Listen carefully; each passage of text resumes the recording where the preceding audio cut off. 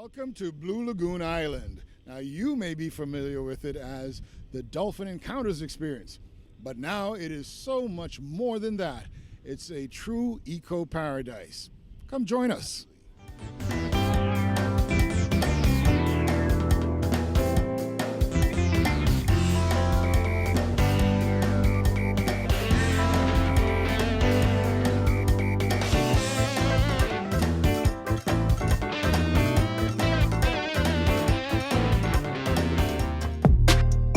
It's a relaxing ride and is just about 20 minutes from the Paradise Island Ferry Terminal.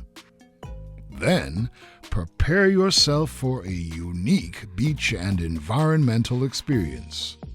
We're an authentically Bahamian product. Most of our staff, we're about 320 staff members, thereabouts, and 97% of us are Bahamian, something that we're very proud of, and I think all Bahamians should be proud of. It's a Bahamian-owned and operated company and island. As you've met Lino, we have a sustainability department, and so we're very cognizant of the need to do things in a way that protects the environment, protects the humans and the animals who work here. That's the primary focus, is it? Very much so, because it doesn't make sense. You could do things very differently, maybe a little more cost effectively, but does it make sense? Does it mean that we'll be here in another 30 years? And that's what we want, is to make sure that this island and its natural beauty is here for generations to enjoy. Its official name is Salt Cay. The approximately 2.5-mile long island has quite a history. So if you go back hundreds of years, the lagoon was a salt marsh.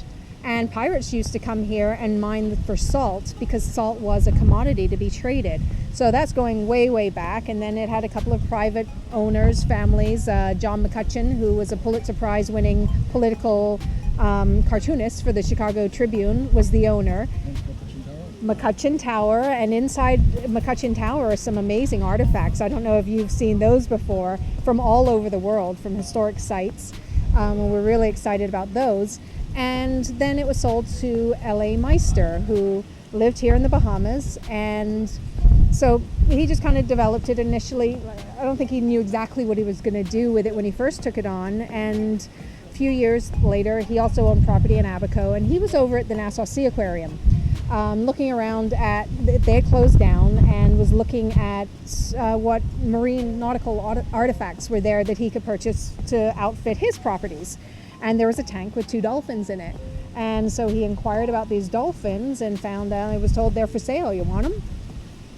I don't want dolphins. So he goes away, he couldn't put these dolphins out of his mind. And all he thought was, I've got this property in Abaco, which is now Baker's Bay. Got this property in Abaco, and I can at least give these animals a nice place to live out the rest of their lives. So he goes back, makes an offer, proud owner of 2 dolphins, hires the team to do it. And at that time, it became a tourist attraction in the Abacos. People would come, but everyone wanted to get in and interact with them. And he said, well, if the trainers can do it, why can't other people do it? And so that was how Dolphin Encounters was born. And it was one of the first companies to actually let the average person get in and have a close-up encounter, an interaction with dolphins. At the entrance of the lagoon is a tall structure, McCutcheon Tower. The limestone structure that you see is the second iteration. The original was a wooden tower that actually burned down.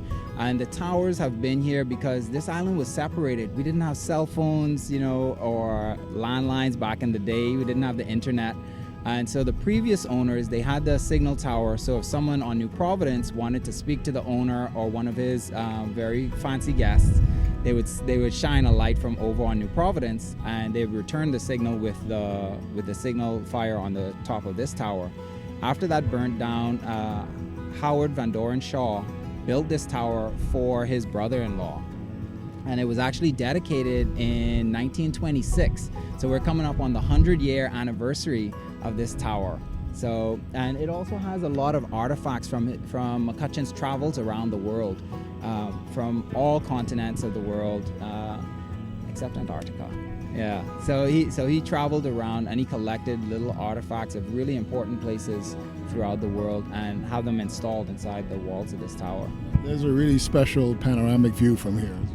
Yes, the view from atop the tower is amazing. You can see the top of our native forest that's on this side, and you can see across the entire lagoon, and you can see clear across to the other side of the island actually from the top of the tower.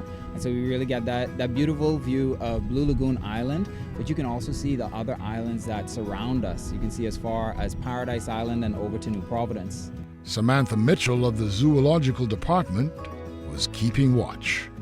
Right now I'm doing a shark watch, so I'm looking out for any sharks that was to happen to come in the lagoon.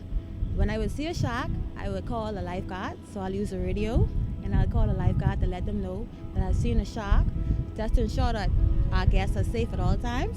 How many sharks have you seen while you're here? Well, sometimes I'll see up to 2 sharks per day. Really? Yeah. How far out, or do they come in? They don't really come into the lagoon. Sometimes they would come, but nurse sharks are more docile, so they're most likely to stay away from humans and people. Ever seen any other kind of sharks than nurse sharks? No, sir. You're in the zoological department, so what else do you do? I also work with stingrays, and sometimes I deal with the diets, preparation of diets for dolphins. Yes, so. Tell me about that. What does that entail? What is a dolphin diet like? Oh, well, some dolphins get up to 3 pounds, depends on the size of the species. 3 pounds of what kind of fish? 3 pounds of capelin. Now, when you think of Blue Lagoon Island, the first thing that probably comes to mind is the dolphin encounter experience. Enrico Haley is a lead senior dolphin trainer who has responsibility for all female dolphins. He has been training dolphins for 14 years in Dubai, the Philippines, Singapore, and now he's back home in the Bahamas. The single most important thing you've learned from having interacted with dolphins generally and about yourself? The most important thing is the changes you bring into someone's lives. When they come here to see the dolphins, for most of them, it's the first time they ever encounter animals so up close and personal. Even if you meet the animals in the wild, or if you go into a tour where you view them in the wild, you have to maintain a distance of about 100 yards. But here, that 100 yards no longer exists, and they can get up close and personal. So to see someone, they're like, oh, this has been on my bucket list for the years, all my life. And for them to come and do that, and then afterwards to see that a look of relief or just tears of joy coming on their faces, it really, wow, opens your eyes. What's it like? Because you said you're training the females and the calves. That's different, I presume, than training males. Yeah, it takes a lot more patience dealing with them, because not only are you dealing with feeding the mom, but you also have to always be aware of what that calf is doing. You don't want the mom to be too much in front of you the entire time, where you're taking away that time, or her looking over her calf. The calves are not great independent swimmers when they just come out, so they rely a lot on the mom's split stream, and that's how they travel. They travel along in the mom's split stream, and then they just go pop upside down for nursing. So when I'm working with a mom, I got to make sure, what's that calf doing? Do I need to send mommy to go get the calf? So it takes a lot more awareness and a lot more patience to wait on mommy as she deals with the calf. I just learned a little bit, but explain the whole nursing process with dolphins. Yeah, dolphins are mammals, so they have to drink milk. So they nurse under the water, and they shape their tongue basically like a little taco. They have these little finger-like things at the tip of their tongue, and that's how they get the milk. So they'll go under the water, they'll take milk about 30 seconds at a time. They'll come up for air, and then they'll switch sides. The mammary gland is internal. Yes, the mammary gland is internal, but you can notice the external swelling that's there on moms that are lactating. So it's still swelling until you really wean them off, and that could take about 3 to 4 years. How does he tell the difference between the dolphins? It depends on the animal. Some will have birth markings, so you can look at markings. Others will have different shaped heads or different shaped bodies. Some are almost identical. So yeah, you do have to sort of pick where you're identifying with them, what you're identifying them with. However, in the wild, when researchers and stuff go out, they will normally just take a quick photo of the dorsal fin, because every dolphin's dorsal fin is unique. It's sort of like a fingerprint for the animals, and that's how they keep track of the animals. Us trainers, we're in their face every day, so it's like you and your kids, you know inside out. And what is his relationship like with these amazing mammals? I must say the hardest part, where I worked at so much facilities, the hardest part is always leaving. Because as you develop, these animals, you see when you watch as they know nothing, and then as the years go by, you see as they now know 20 behaviors, 30 behaviors, 50, and you're like, wow, I can't believe you came from here and now you're there. And of course, the animal feels the same way. Oh, that's the guy who taught me everything, and they're always around looking for you. Where is he going next? And I don't know if you walked around, you saw Duchess earlier, she knows who feeds her. Oh, when's the next session? Can we do something? Can you do something? And she's less than a year old. But that excitement in her, and that just excitement to interact with humans, it's already there, and it's amazing. So how do visitors to Blue Lagoon Island react when they experience the dolphin encounter? It normally changes their whole perception on everything. You know, the social media these days is coming. A lot of videos you'll see these days on social media, and they say, "Oh, I thought it would have been like this, but after leaving this place, you know, I realized, wow, these dolphins really, you know, they haven't made." And then of course they learn a lot. So they learn also about how to train the animals, and some of them get excited. Oh, I can't wait to go home with my dogs or my pets, you know, and work on some of this training I learned from the trainers. I'd be happy because I would think that this would be perfect for kids on the autism spectrum to open them up a little bit more. Any studies that you were aware of that have been done about that? Any autistic kids coming here? Yes, we do have autistic kids that come here and they partake in our Dolphin Encounter program. That whole program is designed to deal with kids sort of like that. We even have special chairs if they have, you know, needs, like they're not as mobile as other people. We can put them in these nice waterproof handicap chairs that we have for them. So yeah, we do cater to those kind of stuff with the Encounter program. Of course, there are other programs including the sea lion and stingray programs. And you heard Jessica Robertson talk about plans for a shark experience. After the break, we will show you what else you can do at Blue Lagoon Island.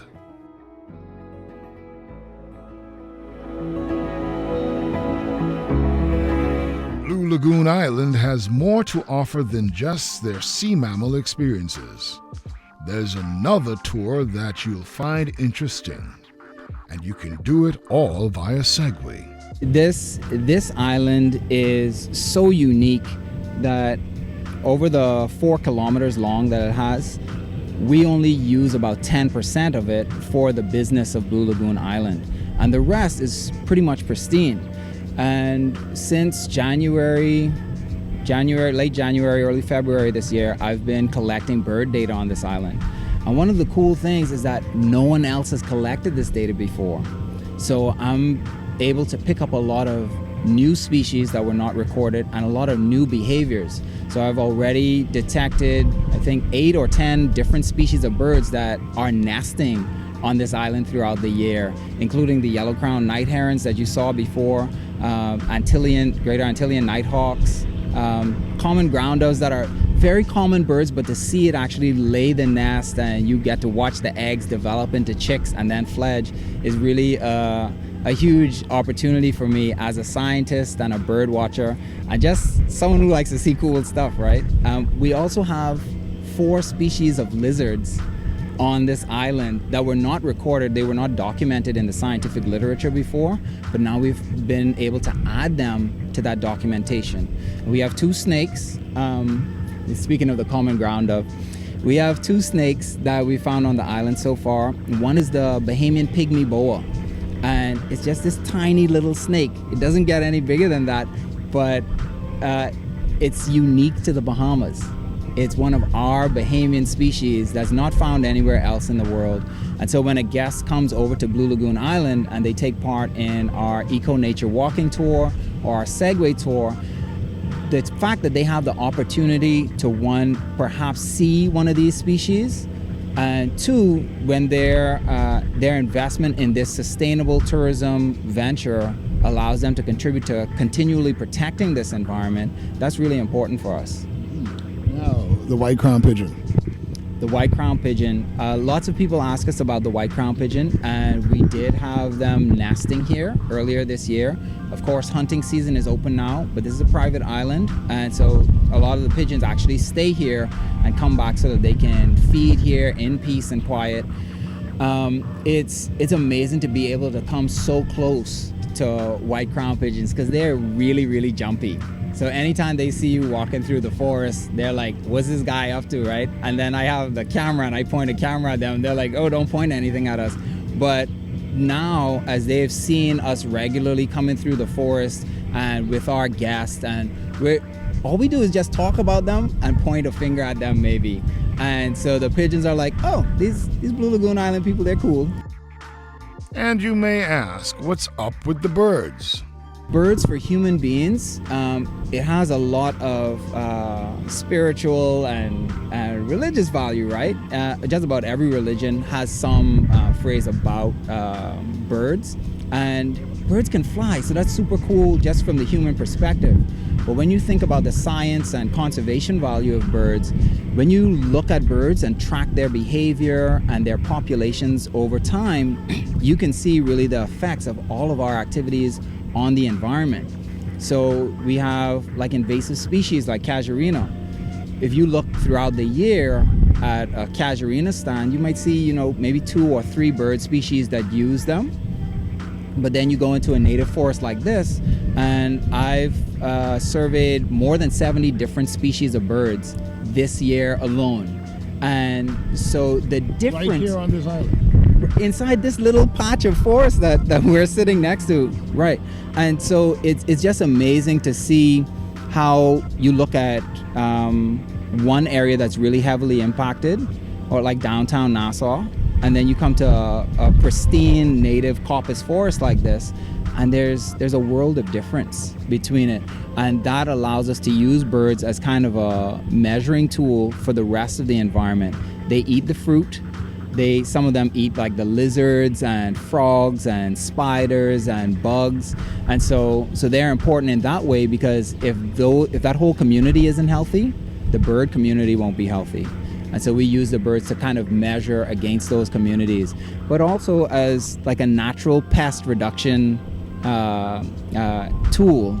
If you have barn owls on your property, they will eat rats, they'll eat snakes. If you have the yellow-crowned night herons, they'll also eat things like centipedes and cockroaches. And so you think about, they're naturally doing what they're just doing to survive, but they're also protecting and keeping the environment in balance. And we have lots of flycatchers that will eat mosquitoes and other things like that as well. What is so fascinating about Blue Lagoon Island is that it now has evolved into a true eco-park. Yeah, we're really incorporating a lot more of the natural environment into our programming, and we're authentically Bahamian and we're sustainable at heart, right?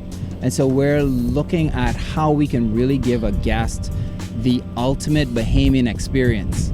And so now, like when we go into the Bahamian village, you'll see that we have things like the Bahamian made hot pepper sauce, or you can get tamarind sauce and stuff like that. And my mouth's starting to water. But we're integrating that into our tourism product. And we have Bahamian food served in our buffet every day, and we're gonna enjoy some of that soon.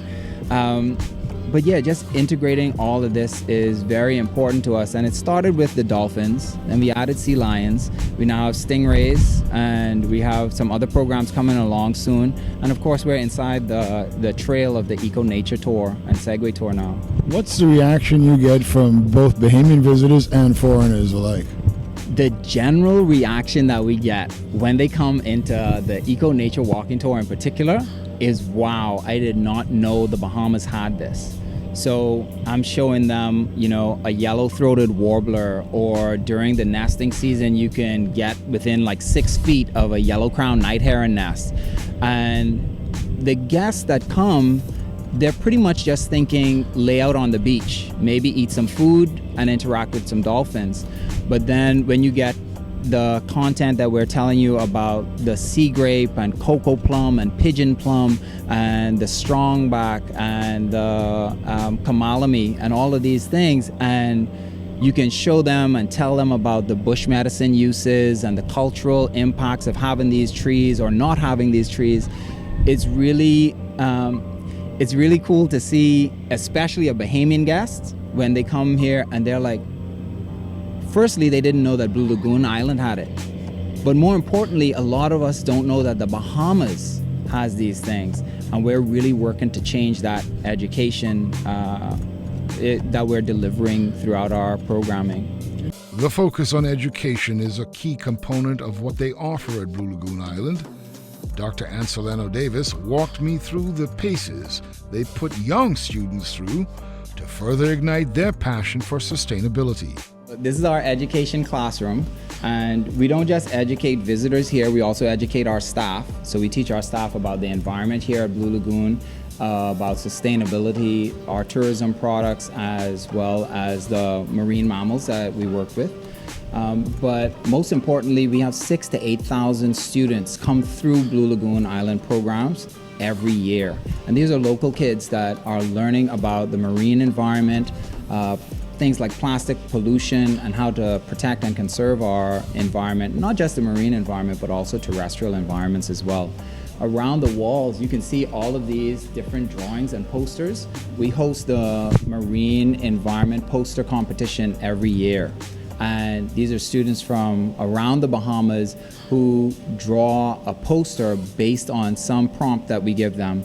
And this year, one of our students actually went to the international competition in Mexico, and their art is now in the international airport in Mexico. So it's really cool for them to be able to firstly learn about the marine environment and these issues related to protecting the marine environment, and then to be able to express that in an artistic way that sometimes we want to present everything with the science, but this artistic value and this interpretation that we get from the kids is really awesome. And then you have the teachers and the parents become so involved, and so you're educating all of these people at the same time, and then they get to take that and share that with the world, because we then allow teachers, you can download the marine posters, the marine science posters from online, and you can share that all over, and really getting to know that our students have contributed to conservation on that scale is really amazing. If you look around, we also have different things that we use for examples, like we can show the kids how like a shark or a whale might get tangled in a disused fishing line, and things like that, so that they get this really kind of visceral connection. And there's just so many different things that we can do. So really just greater respect and understanding leads to greater action and protection. Huh? Yeah, you protect something that you love, and you develop this connection for the students and their family members and the groups that they come with. And so it's just amazing to see like youth groups, church groups, Boy Scouts, they all get to come here as a group and experience this stuff, and it's pretty fun to see them as well. And there's a touch tank so kids can get up close and personal with the marine creatures. So this is a queen conch. Their scientific name is now Lobatus gigas. This is a male, and you can see the verge right there. That's how we know that it's a male conch. The females would have a line that goes down the side here that we call the groove. And this conch is pretty tame. This is Prince, one of our queen conchs that live on the island. And we actually have more than 300 conch in the lagoons that help us to manage the algae growth. And it's important for us to have them there from a conservation perspective, because they do mate and reproduce inside our pools. So then those spawn that they create can then float around in the ocean and help to populate the surrounding environment. We are going to be doing some research coming up soon so that we can determine exactly how much they actually put out into the environment and really contribute to the knowledge about queen conch and the environment that we have. You want to touch it, Julian? Yeah, sure. All right, I'm going to put Prince back down in there. This is our touch tank at Blue Lagoon Island, and any of the organisms that you have in here you can actually handle safely for human beings. We also have here a sea biscuit. Normally when you see them, they're all white and they don't have any of this fuzz on it anymore. And that fuzz, that's actually individual little legs with suction cups. And so these things, they crawl around and they pick up all the little debris and they eat all the algae and bacteria off of that. So when you think of the clean white sand in the Bahamas, these guys are helping us to keep all of that clean and give us that beautiful white sand that we're really so proud of. And it's those guys, sea cucumbers, sea urchins that are eating this algae from around the Bahamas. But this is one of the main attractions, especially for young kids and families to come and check out. The polar bears are not native to the Bahamas, but this guy actually measures the temperature in here for us. And all of this water is actually fresh seawater that we bring in. We filter it to make sure that there aren't any harmful organisms for our residents. and then we filter it again before we actually put it back out into the environment. And we want to make sure that the temperature in here is appropriate for the organisms that are living in here as well. And so they have a pretty cush life for a few weeks, and then we put them back out into the environment. This small brother here, what's that? Yeah. Oh, so let me show you. This, Julian, is a rock. All right. This is a curb. So we, as Bahamians, we do eat like curb salad and wilk salad. One of the cool things about Blue Lagoon Island that I've noticed is that the curbs and wilks here can be really, really big. So this is a fairly old, this is a fairly old curb, and you can touch it. It's basically a slug with armored plates on it, and the scientific name, or the common scientific name, is a chitin. And so they would actually go around and they would graze on the algae that is growing on the rocks. But then you can see they move so slowly and they can't reach their backs, so they also grow algae on their backs. But that is an important part of the Bahamian traditional diet. Here we have a hermit crab, and we've been talking about these all day. The hermit crabs cannot create their own shells. So when you look at the hermit crabs around Blue Lagoon Island, they all have these different colored shells, different sizes, different shapes. And as they grow up, they have to switch into a new shell every time they get too big. So if you go to the beach and you find shells on the beach and you take them away, what you can in effect cause is a hermit crab housing crisis. So when they get to a certain size and they reach that pretty shell size, there aren't enough shells to go around. So that's another reason why when they're small, we call them soldier crabs, because there's just hundreds and millions of them all crowded together, because there's a lot of tiny little shells. But when you get to a bigger size, people have taken a lot of those shells, or those shells have been damaged and stuff like that, so it's harder for them to find appropriate housing. Collect shells. No, but you can take the shells, put them together, take a nice photo, which you can remember, and then also you don't have that dead animal smell when you get back to your hotel, because sometimes they have like little pieces of living organisms are left inside as well. But I think that's all the residents that we have inside the tank today. But you got to meet Prince the Queen Conch. We saw a sea biscuit, a chitin, or the curb, and we saw the hermit crab. There's more to come after the break. Officials at Blue Lagoon Island are extremely proud that they have achieved several awards and accreditations, including from the International Marine Animal Trainers Association and the Alliance of Marine Mammal Parks and Aquariums. From a sustainability perspective, Blue Lagoon Island, we did achieve the Global Certificate in Sustainable Tourism, but we don't want to be the only group.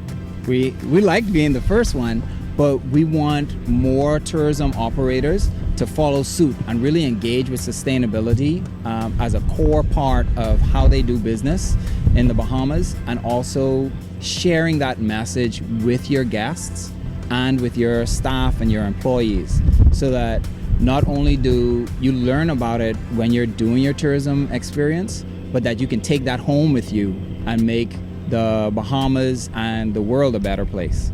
Blue Lagoon was one of the first facilities here in the Bahamas. So when you look at IMATA, which stands for the International Marine Animal Training Association, that's a big group where all the trainers around the world sort of get together every year and they talk about the achievements they made over the past year. Blue Lagoon Island was always one of the go-to places in the Bahamas for that. They started off, so we've made a lot of videos and we participated a lot with IMATA over the years. But yeah, the training here is top of the art. Everything mostly is done with the animals. It's voluntary. That includes all of our husbandry samples, our medical samples. There's no need to sort of force an animal into a small area to take any of these samples. We train the animals to give it to us based on positive reinforcement or positive rewards. Now, some people don't like to see these types of animals in captivity. You don't get the feeling like you're in a zoo here at all. If the animals, they look happy to me. Right. I don't know, but they look happy to me, and they obviously feel. Right. They seem to be free. Speak a little bit to that and the importance of actually having sanctuaries like this. So yeah, a lot of people have a problem with facilities such as this one, but I like to think of the animals as the ambassadors of their species, because they represent not only dolphins out in the wild, but they represent marine animals just out in the wild. Thousands of dolphins and other marine animals die every year based on human activity. This is such as pollution, that kind of stuff, bycatch. So our job here is to educate people. When we leave, we try to leave an important message with them, to encourage them to take an active role in protecting the ocean. I've seen facilities where the whole facility, the fencing was lost, and it's not like the dolphins are like, I'm free at last, I'm out of here. No, they're domesticated, So similar, imagine you having a dog, you have a dog at home, your dog gets out of the yard. There's a high chance that dog won't be like, see you, I'll never see you again. No, you're domesticated, you have a relationship with that dog, the dog has a relationship with you, and they know where to come back. Same thing, that facility, the dolphins never left, they just stayed right there around the peripheral waiting on the trainers to get them in. So there's this misconception that we have that, the dolphins, they don't want to do it, but everything here is voluntary. Everything is done with positive reinforcement, no punishment. So when they don't want to do something, they simply don't do it, and they get their entire meal for that day. But yeah, you can sort of see when they're not up for it, and that's fine. They won't do anything. They get tired too. Huh? Right, exactly. And you let them, you stimulate them via something else, because mental stimulation is very important. We try to always keep the animals going with some type of training. So it's never like just a free feed. Let me just feed you right quick. What can I teach you? What do you want to learn this session? Or what new toy can I introduce to you? To always keep them mentally and physically stimulation, which is the most important part. So why should Bahamians take advantage of this unique experience? Blue Lagoon Island is basically a vacation within the vacation almost. There's so much to do here. You can chill on the beach, you can check out the stingrays, the sea lions. Most Bahamians probably never saw a sea lion before. So tons to do. If you're not very comfortable in the water, there's always tons for you to do on the beach as well. So yeah, come see us. And of course, babies. You don't get to see that every time. Now we have 4 babies. Well, more like 3 babies and 1 toddler. So yeah, come and check them out if you never saw what a newborn baby looks like. And the mother holds on to them until she's ready to release them. Yes, that baby is in that mom's split stream for quite a bit. Yeah. Eventually the calf will start to get more, when the muscles start to develop, they'll be more independent, swimming along and that kind of stuff. But in terms of moving them around, they'll always be with their mom till about 4 years or so. It's a really special place. There's something for everyone to do. It doesn't matter your age. You got young kids, that lagoon, it doesn't get better than that for them to splash around in. We've got lifeguards who are StarGuard Elite trained and certified, and they are constantly being updating their training. So mom and dad can kind of sit back and relax a bit while the kids are having fun. If you're a group of friends, adults, or a couple, then I say come over, do the VIP beach day. You've got a welcome mimosa, you've got beaches, it's adults only. You have butler service throughout the day, you have a special upgraded buffet lunch. The regular lunch is included in our beach day, so is the aqua park, which is really popular. And then we have the marine side, we've got the segways and the eco nature walking tour. And then you can come and you can do dolphin encounters, you can do stingray encounters, you can do sea lion encounters, soon to be sharks. Or we also encourage people, even if you come over for our beach day, one of the things I think I really enjoy about this facility is it doesn't matter what you're here for. We invite you to explore the whole thing. So you come over for the beach day, but if you want to come, you can come here and stand in the shade and watch dolphins all day long. We invite you to do too. That's a great experience. Yeah. The costs, accessibility, we know it's very accessible. Very accessible. We do the ferry ride. So for the local market, we have an 8:45, a 10:15, and an 11:45 departure from the Paradise Island Ferry Terminal. Check in at our beautiful sales center, and then you go hop on the ferry. 20-minute ferry ride over here. It's comfortable. And then you come over and you talk about accessibility.